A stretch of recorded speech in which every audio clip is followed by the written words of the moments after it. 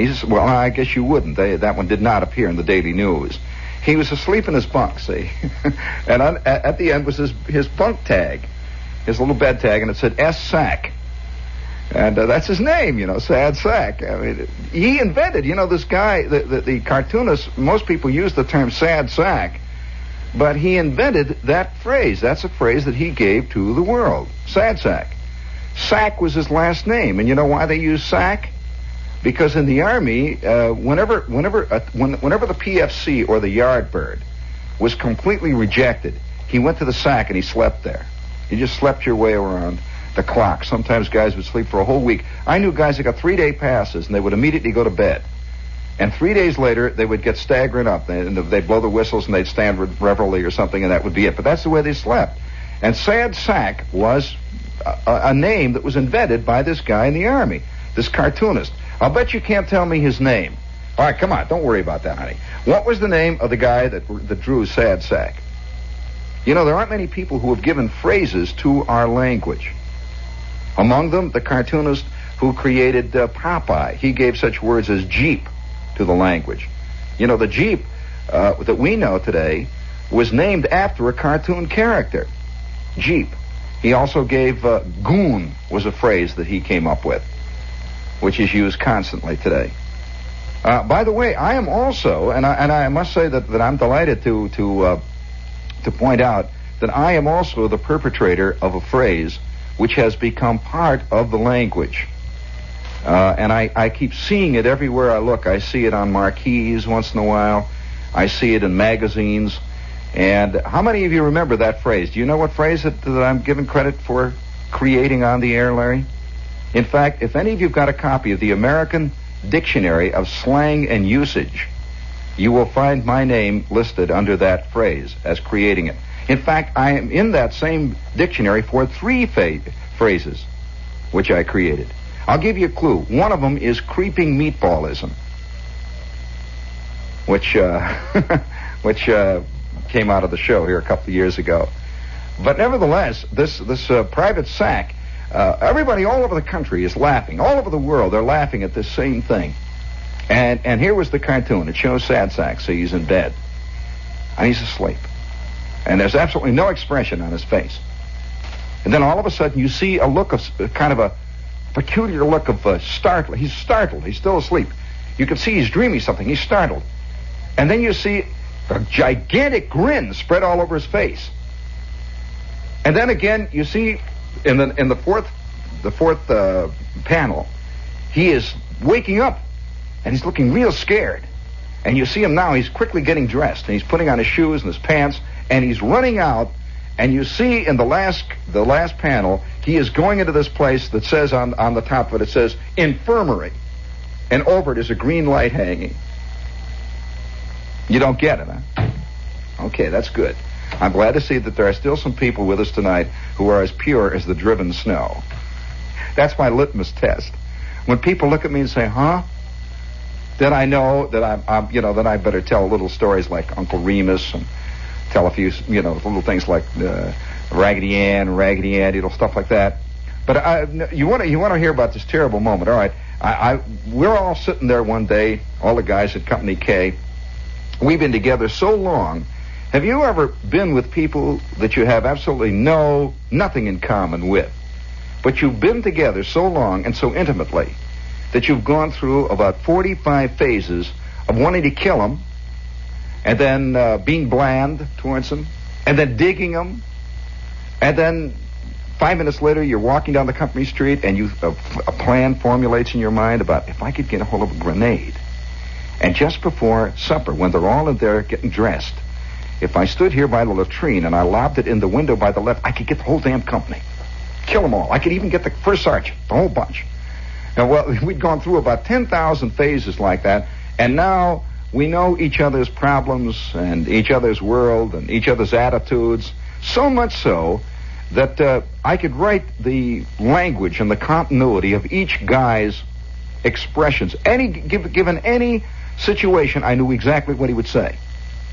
If, say, a hurricane hit Company K, I could tell you what Edwards would say the first 2.5 minutes. I knew what Gasser would say. I knew what Zinsmeister would say. I knew what I would say. We had one guy. Did I ever tell you about that one guy named Abernathy? Did I ever tell you about Abernathy who was bald? Abernathy was perpetually late.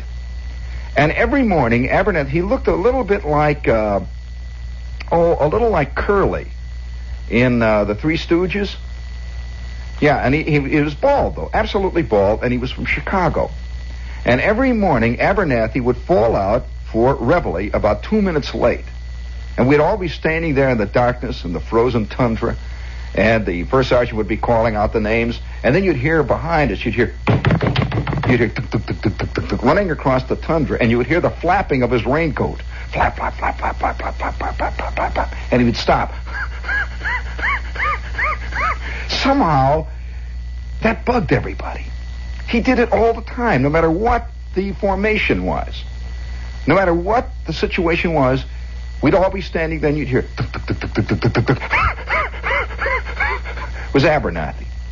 Now, that's about all I remember out of Abernathy, except for one thing that Abernathy did, and this is a clue to his character. He got mailed to him, no matter where we were, airmail special delivery, the Chicago Tribune. Now, I always have said that a guy can't be completely nutty and still live in the 20th century and get along, and not pull straws out of his hair. But I doubt very much whether a guy, he would get this mailed to him. Now, anybody who totally believed in Colonel Robert McCormick is somebody to reckon with. And that was Abernathy. Always a little late, constantly bugging everybody. On the other hand, Edwards. Now, Edwards was totally the opposite. If the formation was going to be at 5:15, Edwards was standing by himself out there in the darkness at 5 minutes past 5. A constant reminder to the rest of us that we were inadequate. And so between Edwards and Abernathy, we had the Alpha and the Omega. And we would like each one of those guys at certain times and hate them at other times, depending on, but they were constant. They remained totally constant. Just as Gasser remained constant. He was constantly obscene. Gasser spoke only in obscenities, but not in the dirty, rotten Ralph Ginsberg concept. I mean, he worked in four-letter words, like other guys work in clay and marble. And it meant nothing at all, because he never had a dirty thought in his mind. As a matter of fact, I'll never forget the time Gasser had a date in Nutley. Yeah, Nutley, New Jersey, and he made a lot of remarks about that. It was terrible, when he first got that, it was just an awful scene when he got that. And then he came back about 4 hours later, and he was white-faced, and it turns out that he made one of his usual suggestions, and the girl said, okay. And he was horrified. He says, what kind of a person do you think I am? And he had to walk all the way home because she had the car, and so that was Gasser. Now you got the scene. We were all living together in total intimacy, and then one day they announced on the bulletin board, came out. It says all men, the following men, are now eligible for separation. Well, all of us have been really eligible for separation since about the third or fourth year of the Boer War. I mean, if you really want to talk about eligibility, I was eligible before I got in, actually. But there were our names on the board. We couldn't believe it. We went back and sat down. And Edwards, of course, playing it cool. Edwards says, well, I'll get my stuff packed. I'll be ready. And he started to pack. Abernathy was asleep. So he missed it, I think he's still in the Army. I think he missed that formation. He missed the one formation he shouldn't have missed, when we all marched off towards the separation center. But then we finally arrived. We couldn't believe it. They took us in a train, and they let us off at Fort Dix. And there we were, Fort Dix. I'd never been in Fort Dix, New Jersey. And it was cold that day we got there. It was in December, as a matter of fact. The wind was blowing, great gusts of snow. And I could see all around me. I wonder how many of you know that they had working over there at that time. They had various POWs. There were various German, like SS men, were on KP. And there they were, standing behind there, giving us our SOS, these guys. And I saw an incident. Yeah, I saw a guy walk through the mess hall line, and he was right ahead of me. And this was grizzled, a real grizzled character. Walking along, and he's sort of scuffling. You could see he'd been in the Army probably 5 years, and he'd been, ever. And he walks along, and we came to the chow line. And here we were all standing in line. We were working our way up. And it was like at the Horn and Hardart, where the guy said, what do you want, what do you want? And we walk along, and here's this guy standing behind us, tall, about 6 feet tall, 6'4" or something like that, blonde. The very picture of the Hitler Jugend, the whole thing. But remember, we were also Jugens, too, We were all about, maybe 19, 20, maybe 17, some guys were 18. And this guy ahead of me, you could see he was much older. He was much older than the rest of us. He's walking along. Nobody talked much to him because we were in a separation center. Nobody knew anybody. Just our little knot of guys going through together. And up, all of a sudden, ahead of us, he's got his big tray. They've got these big separation trays, with the little partitions, and the guys are throwing the food in there. He takes his tray. The only time I've ever seen it done. This POW gives him a big scoop of SOS. He lays it down there. And he's going about his business, and all of a sudden the guy says, hey, you, Achtung. And the guy turns around, and with that, this Yardbird takes his tray, and right in the face. Just like that, pow. It was kind of a dead silence. And the POW sort of backed away. He's got mashed potatoes falling down all over him. You can see gravy all over his blonde crew cut. He sort of backs away, and he looks with those cold blue eyes. And the Yardbird that hit him with the thing, he just turns around, says, "Master race. I'll master race you." And we went on through the chow line. It was a very strange moment. You don't hear about little stories like this. And I went drifting out into the company area then. It was cold and bitter. Little realizing that I was about to have one of the great educational moments of my life. I hear another hoopla going on. You see, the entire place was filled with a very special kind of guy that had just come back. There were about 10 elements of the 82nd Airborne that had just returned. And boy, of which there was no Witcher, I can tell you that. And there were about 6,000 guys who had been in the 101st Airborne and all that, and there was a strange atmosphere in the camp, very peculiar. And now these guys were back. Everybody was back home, and they began to resent all of their life that had gone. It wasn't that guys were, I always think movie writers write too much from hindsight and not enough from having, seen it. The guys weren't bugged at things that had happened in the Army. All of a sudden, it became very obvious they had lost 4 years of their life. Just gone, clipped right out. And I remember looking through, they had like little chicken wire fences. We're all looking out. We could see all these guys walking around, civilian types. Oh, they're very official. They're on top of it. Obviously, they've been there. There was a kind of a gee whiz, Wow.